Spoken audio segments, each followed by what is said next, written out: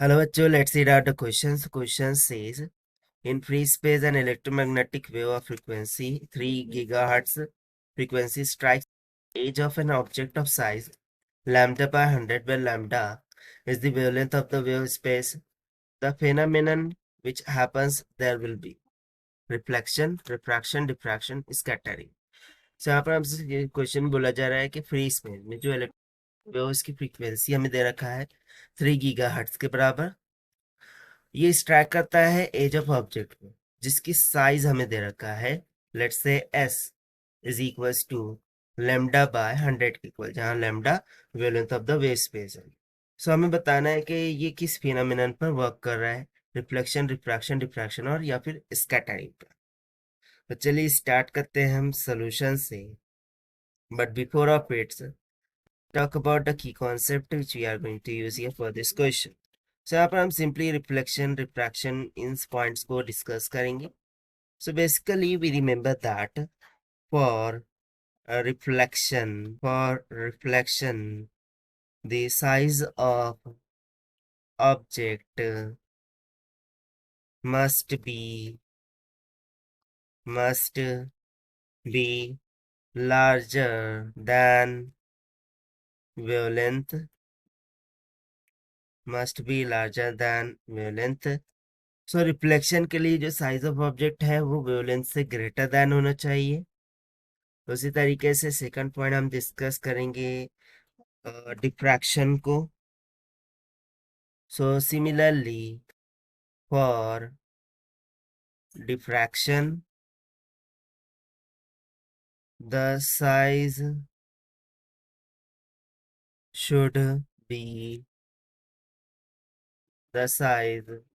should be order of wavelength, यानी wavelength के order में होना चाहिए साइज डिफ्रैक्शन के लिए, और साथ साथ जो रिफ्रैक्शन दे रहा है सो ये तो बेसिकली पॉसिबल नहीं होगा, बिकॉज रिफ्रैक्शन कब होता है जब दो मीडियम होते हैं जिनके रिफ्रैक्टिव इंडेक्सेस इक्वल नहीं होते, अलग अलग होते हैं, जैसे कि एयर और ग्लास हो गया या फिर एयर और वाटर हो गया. सो इनके रिफ्रैक्टिव इंडेक्सेस डिफरेंट होते हैं. सो लाइट इंसिडेंट करती है और रिफ्रैक्ट कर जाती है टुवर्ड द नॉर्मल, तो इसको हम बोलते हैं रिफ्रैक्शन. तो रिफ्रैक्शन तो पॉसिबल नहीं है. सो भी पॉसिबल क्या हो सकता है, स्कैटरिंग. But why? सो उसको हम यहाँ पर इंडिकेट करते हैं. So since the object is size of, यानी ऑब्जेक्ट की साइज क्या है, lambda by 100. So already lambda जो होता है वो माइक्रोमीटर, नैनोमीटर में होता है, और डिवाइड बाय 100 किया तो वो और भी ज्यादा स्मॉल हो जाएगा. So we will say much smaller than wavelength, यानी कि वेवलेंथ से तो और भी ज्यादा क्या हो जाएगा, स्मॉलर हो जाएगा. सो इस कारण से देखिए डिफ्रैक्शन और रिफ्रैक्शन तो पॉसिबल नहीं है, रिफ्लेक्शन भी पॉसिबल नहीं है, क्योंकि रिफ्लेक्शन के लिए तो वेवलेंथ से ज़्यादा रिक्वायरमेंट है. ठीक है, साइज ऑफ ऑब्जेक्ट, और यहाँ पर साइज ऑफ ऑब्जेक्ट वेवलेंथ का ऑर्डर में होना चाहिए, बट यहाँ पर तो वेवलेंथ से ही छोटा हो गया है. सो देयरफॉर क्या पॉसिबल हो सकता है फिर, स्कैटरिंग.